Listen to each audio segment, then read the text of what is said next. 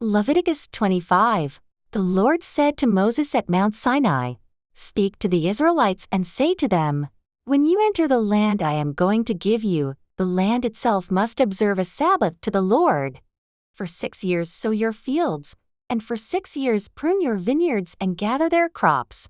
But in the 7th year the land is to have a year of Sabbath rest, a Sabbath to the Lord. Do not sow your fields or prune your vineyards. Do not reap what grows of itself or harvest the grapes of your intended vines. The land is to have a year of rest.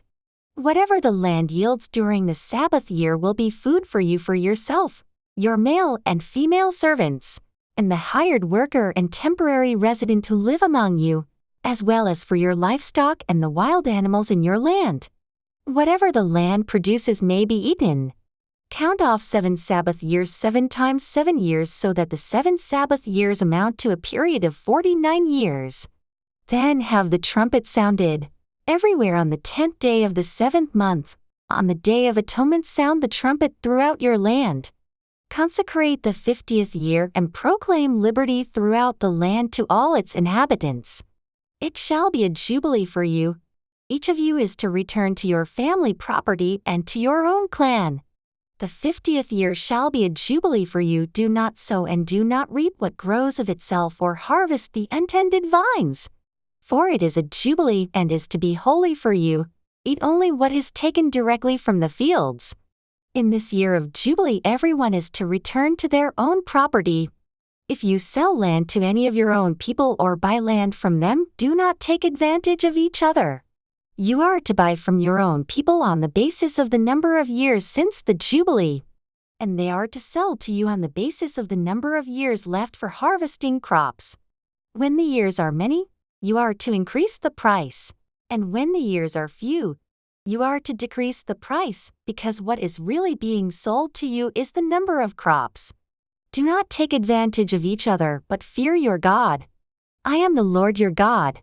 Follow my decrees and be careful to obey my laws, and you will live safely in the land. Then the land will yield its fruit, and you will eat your fill and live there in safety. You may ask, what will we eat in the 7th year if we do not plant or harvest our crops? I will send you such a blessing in the 6th year that the land will yield enough for 3 years. While you plant during the 8th year, you will eat from the old crop and will continue to eat from it until the harvest of the 9th year comes in. The land must not be sold permanently because the land is mine and you reside in my land as foreigners and strangers. Throughout the land that you hold as a possession, you must provide for the redemption of the land. If one of your fellow Israelites becomes poor and sells some of their property, their nearest relative is to come and redeem what they have sold. If, however, there is no one to redeem it for them, but later on they prosper and acquire sufficient means to redeem it themselves, they are to determine the value for the years since they sold it and refund the balance to the one to whom they sold it. They can then go back to their own property. But if they do not acquire the means to repay, what was sold will remain in the possession of the buyer until the year of Jubilee. It will be returned in the Jubilee, and they can then go back to their property. Anyone who sells a house in a walled city retains the right of redemption a full year after its sale. During that time the seller may redeem it. If it is not redeemed before a full year has passed, the house in the walled city shall belong permanently to the buyer and the buyer's descendants.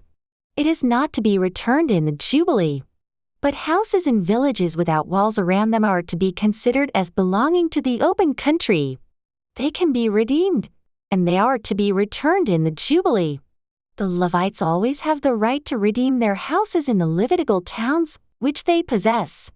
So the property of the Levites is redeemable, that is, a house sold in any town they hold and is to be returned in the Jubilee, because the houses in the towns of the Levites are their property among the Israelites. But the pasture land belonging to their towns must not be sold. It is their permanent possession. If any of your fellow Israelites become poor and are unable to support themselves among you, help them as you would a foreigner and stranger, so they can continue to live among you. Do not take interest or any profit from them, but fear your God. so that they may continue to live among you. You must not lend them money at interest or sell them food at a profit. I am the Lord your God, who brought you out of Egypt to give you the land of Canaan and to be your God.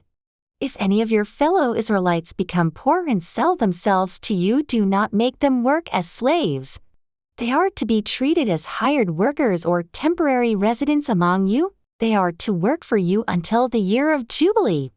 Then they and their children are to be released, and they will go back to their own clans and to the property of their ancestors. Because the Israelites are my servants, whom I brought out of Egypt, they must not be sold as slaves. Do not rule over them ruthlessly, but fear your God. Your male and female slaves are to come from the nations around you. From them you may buy slaves. You may also buy some of the temporary residents living among you and members of their clans born in your country, and they will become your property. You can bequeath them to your children as inherited property and can make them slaves for life. But you must not rule over your fellow Israelites ruthlessly.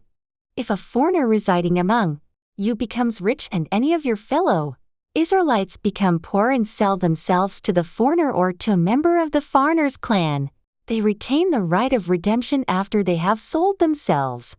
One of their relatives may redeem them. An uncle or a cousin or any blood relative in their clan may redeem them. Or if they prosper, they may redeem themselves. They and their buyer are to count the time from the year they sold themselves up to the year of Jubilee. The price for their release is to be based on the rate paid to a hired worker for that number of years.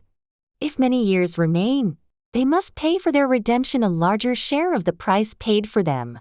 If only a few years remain until the year of Jubilee, they are to compute that and pay for their redemption accordingly.